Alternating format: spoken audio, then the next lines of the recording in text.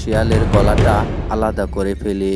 তখন আমার নাম হলো বেজাইলা ফকির। আমার জীবনের গল্পটি এমনই, কারণ আমি ভিক্ষা করে খাই। একদিন হঠাৎ আমি অনেক গ্রাম ঘুরে আসলাম, কিন্তু কোনো চাল ডাল পেলাম না।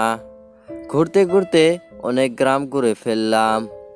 তখন তার মধ্যে ব্যাগটাও খালি, ব্যাগের মধ্যে কিছু ছিল না। তখন আমি বাড়ির দিকে রওনা দিয়ে দেই। বাড়িতে আসার পরে আমার স্ত্রী, আমার মেয়ে ও আমার ছেলে মিলে আমাকে অনেক বোকা দিচ্ছিল, কারণ আমি তাদের জন্য কিচ্ছু আনতে পারিনি। তখন আমার মনের মধ্যে অনেক কষ্ট পেল। তখন আমি আর কি ভাববো, তখন বুকের মধ্যে এবং কি মনের মধ্যে কষ্ট নিয়ে তখন আমি বাড়ির থেকে বের হয়ে রাস্তার দিকে হাঁটতে লাগলাম। যখন আমি রাস্তার মধ্যে দিয়ে অনেক দূর হেঁটে হেঁটে আসলাম, এসে দেখি একটা লোক কুড়াল দিয়ে গাছকে কোবাচ্ছিল, কিন্তু গাছটা কাটতে পারছিল না। কারণ হলো কুড়ালটা তিনি উল্টা ফেলে ধরে কোবাচ্ছিল, কোনোভাবে গাছটা কাটতে পারে না। তখন আমি কিছু না বলে ওখান থেকে রওনা দিয়ে দিলাম। যখন হাঁটতে হাঁটতে অনেক দূর চলে এলাম, মনের মধ্যে একটা বুদ্ধি চলে এলো। তখন আমি ভাবলাম যে আজকে ওই দুধনাথ পাহাড়ে যাব। অনেক দিন হলো যাওয়া হয়নি, আজকে যে তবে আমি ওখান থেকে অনেকগুলো বস্তু বাহিনী তুলে আনবো। ওই বলে ওখান থেকে রওনা দিয়ে দিলাম। পাহাড়ের পাশ দিয়ে অনেকগুলো বাড়ি ছিল। তখন আমি বাড়িগুলো ঘোরার পরে অনেকগুলো চাল ডাল এবং কি মরকও পেয়েছিলাম। তখন আমি রওনা দিয়ে দিলাম ওই পাহাড়ে থেকে।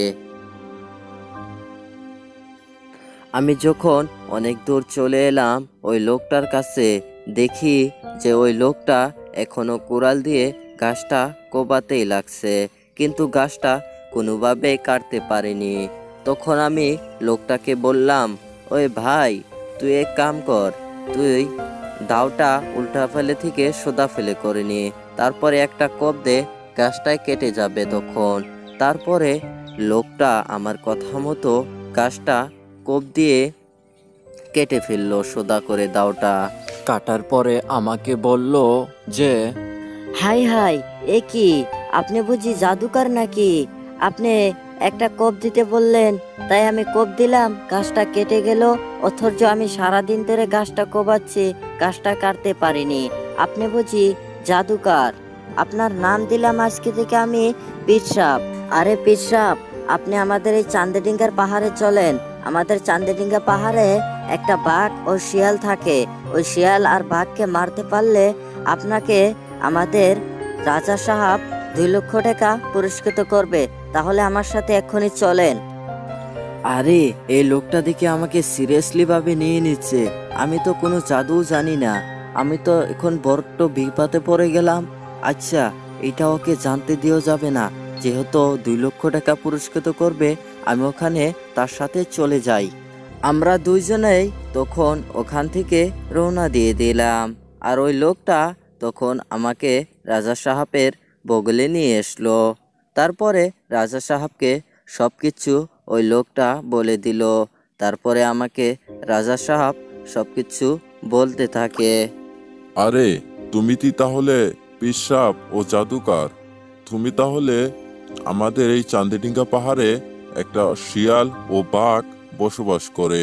ওই শিয়াল আর বাঘকে মারতে পারলে তোমাকে 2 লক্ষ টাকা পুরস্কৃত করা হবে। ঠিক আছে রাজা সাহেব, আপনার হুকুম আমি মেনে নিলাম। আপনি 2 লক্ষ টাকা নিয়ে এখানেই বসে থাকুন, আমি এক্ষুনি যাচ্ছি বাঘ মারার জন্যে।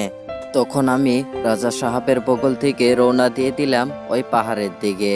পাহাড়ের দিকে আসার পরে একটা গাছ দেখতে পেলাম।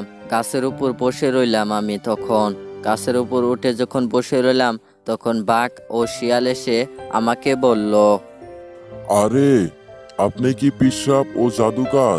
আপনি তাহলে আমাদেরকে জাদু শিখান। আপনার কাছে আমরা জাদু শিখতে চাই।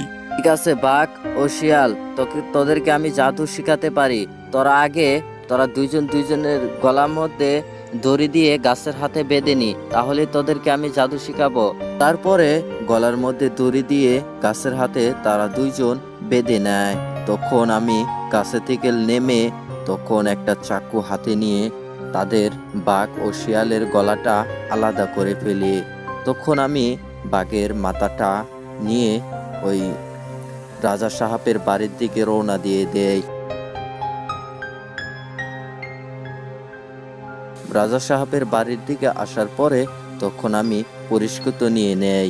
রাজা সাহেবের হাতে থেকে যখন আমি 2 লক্ষ টাকা পুরস্কৃত নিয়ে যাই আমাদের বাড়িতে, তখন আমার স্ত্রী, আমার মেয়ে ও ছেলে মিলে অনেক খুশি হয়ে যায়। তখন আমরা অনেক সুখে সংসারে বসবাস করতে থাকি। এই ছিল আমার এই জীবনের গল্পটা। আশা করি তোমাদের কাছে এই গল্পটা ভালো লেগেছে। অবশ্যই কিন্তু ভিডিওটাকে লাইক করবা আর আমাদের এই চ্যানেলটাকে সাবস্ক্রাইব করে দিবা কিন্তু অবশ্যই।